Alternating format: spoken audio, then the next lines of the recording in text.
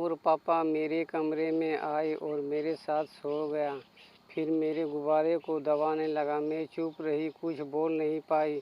शुरू में मुझे अच्छा नहीं लग रहा था, फिर कुछ देर बाद। नमस्कार दोस्तों, मेरे यूट्यूब चैनल हिंदी कहानी 1987 में स्वागत है। अगर चैनल में पहली बार आए हो तो चैनल को सब्सक्राइब कर लें। हेलो दोस्तों, मेरा नाम पूनम है। मेरी उम्र 21 साल है। रंग गोरा और देखने में मस्त फिगर वाली लड़की हूँ। हमारे घर में दो बहन और एक भाई और पापा रहते हैं। पापा की सरकारी नौकरी है, पैसे की कोई कमी नहीं है। लेकिन कुछ महीनों पहले मेरी मम्मी की मृत्यु एक बीमारी से हो गई। तब से हमारे घर की स्थिति बिगड़ गई और पैसे की बहुत दिक्कत हो गई। हर रोज़ मैं कुछ ना कुछ सोचती रहती कि पैसा कहाँ से आएगा, पैसा कमाने का कुछ रास्ता मिल जाता। एक दिन मैं अपनी सहेली कोमल के साथ कॉलेज जा रही थी और कॉलेज से बात कर रही थी कि कोमल, पैसा कमाने का कोई रास्ता नहीं है। कोमल ने जवाब दिया कि पूनम, पैसा कमाना हम लड़कियों का बाएं हाथ का खेल है। मैंने पूछा, वो कैसे? तभी पापा को एक गैर औरत के साथ बाजार में घूमते देखा तो मैं दंग रह गई और मैं सोचते सोचते घर आ गई। मैं गुस्सा के मारे तड़प रही थी कि आने दो, पापा को अभी बताती हूँ। पापा इसी तरह पैसा गैर औरत के पीछे उड़ाता है और हम भूखे मर रहे हैं। शाम को छोटे भाई और बहन ही खाना खाकर सो जाते थे और पापा रात को देर से आते हैं। तभी पापा घर आए और अपने कमरे में चला गया। मैं भी उसके पीछे पीछे उसके कमरे में चला गया और मैं पापा को डांटने लगी। पापा, आपको ये सब करते हुए शर्म नहीं आ रही है? घर में जवान बेटी है और आप गैर औरत के पीछे पैसे बर्बाद कर रहे हो। पापा चुप रहा, कुछ ना बोला और वहाँ चुपचाप सो गया और मैं भी जाकर अपने कमरे में सो गई। रात भर सोचती रही कि क्या करें।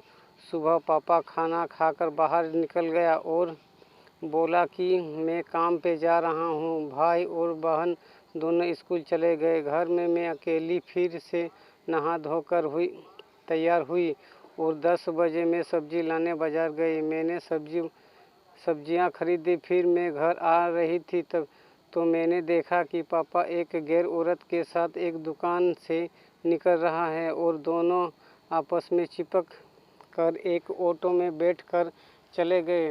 यहाँ सब देखकर मुझे रोना आ गया। मैं जल्दी से घर लौटी और घर में बहुत रोई। मैंने सोचा कि आज फैसला करके रहूँगी कि हमारे साथ रहना है कि उस औरत के साथ।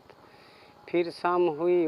भाई और बहन दोनों शाम को खाना खाकर जल्दी सो गए और मैं पापा का इंतज़ार कर रही थी।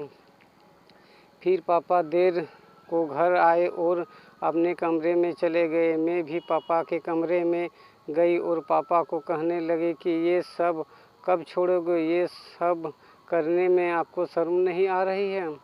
घर में जवान बेटी है, हम लोगों के बारे में सोचो कि हम लोगों का क्या होगा। तभी पापा ने कहा कि मेरे एक शर्त है तुम्हें से, अगर तुम मान जाओगे तो मैं ये सब छोड़ दूँगा। मैंने कहा कि क्या शर्त है, बोलिए। पापा ने कहा कि तुम्हें मेरे साथ घूमना होगा, जहाँ मैं जाऊँगा तुम्हें मेरे साथ जाना होगा और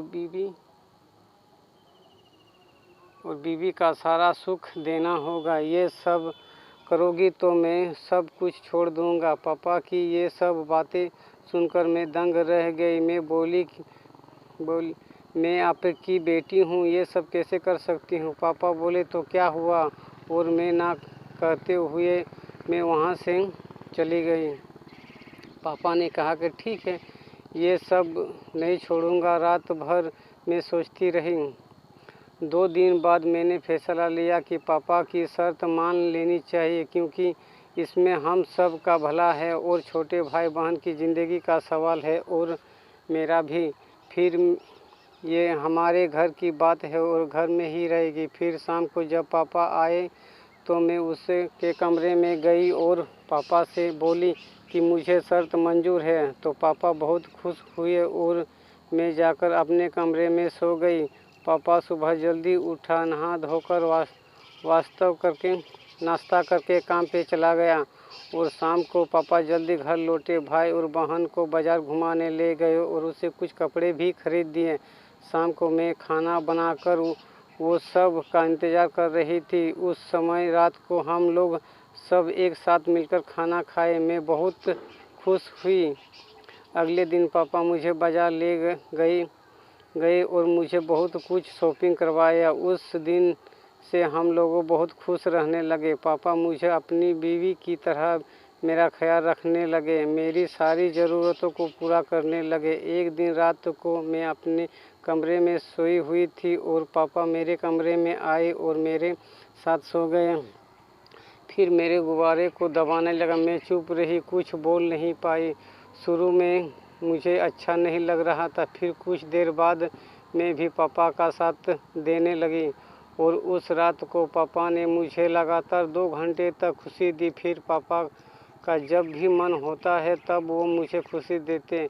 इसी तरह हम खुशी खुशी रहने लगे और हमारे घर को बर्बाद होने से बचा लिया। यह थी आज की छोटी सी कहानी कैसी लगी मुझे कमेंट करके बताएं।